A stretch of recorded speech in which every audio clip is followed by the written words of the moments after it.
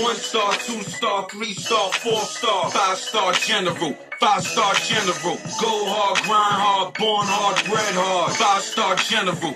5-star general. Yizzo, what's happening, my folks? Solo Bang here once again. But this time I got some useful information for y'all. Now I know y'all probably enjoy the drama, controversy, and all that shit, but if I can tell y'all something to benefit you, then all the better. Now, one thing I learned during my time in prison was the power of knowledge and information. The more you educate yourself, the less people can fuck you over. My dad used to say, do you know what the establishment fears most? A Puerto Rican with a library card. And that stuck with me. And I thought he made it up until one of my black homies said the same thing, only he replaced Rican with the N-word. My dad always placed a lot of value on education. I guess he just wanted the best for me, but when he passed when I was 11, I mostly just went left, especially as I entered puberty. But I digress. So I hate when I see my folks, and by my folks I don't mean Hispanic. I mean people who share the same socioeconomic background as me for the most part. I hate when I see my folks having their rights violated by dickhead cops. Not all cops are dickheads, by the way. They just always played on the other team. Even when my car was stolen, I got it back, not them. But the thing is, these cops most of the time don't even know the law themselves. So they just do what they want for the most part. Now, I always see police stopping people for their IDs. Do you have to show it to them? Well, the answer isn't so cut and dry, but for the most part, it's no. It also depends on what's going on at the time. See, no law requires U.S. citizens to carry an ID unless you're driving a car or flying on a commercial airline.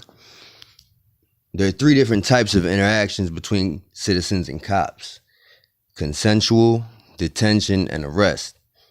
Now, a consensual interview, police can ask people questions whenever they want, but people are not required to provide legal identification, name, address, or any personal info during a consensual interview. If you are free to leave at any time, then it's a consensual interview. In most states, cops don't have to tell you that you can leave.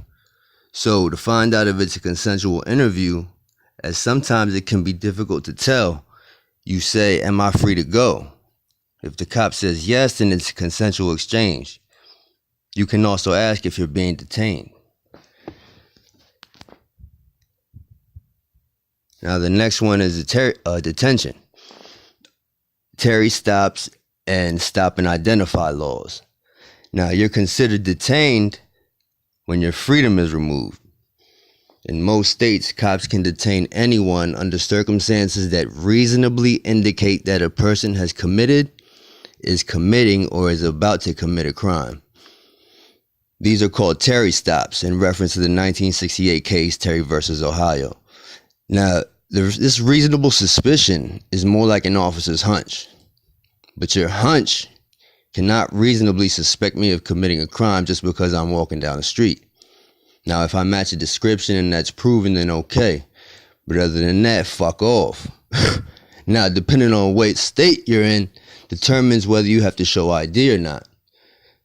A lot of states have stop and identify laws that mean if an officer has, once again, reasonable suspicion that they are engaged or about to engage in criminal activity.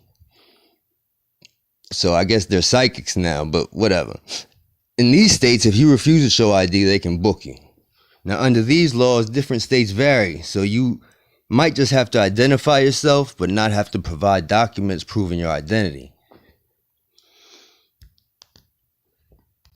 That's why it's so important to know the laws of the state you're in. You don't want them to screw you over. Well, they still can, but this time you have legal recourse.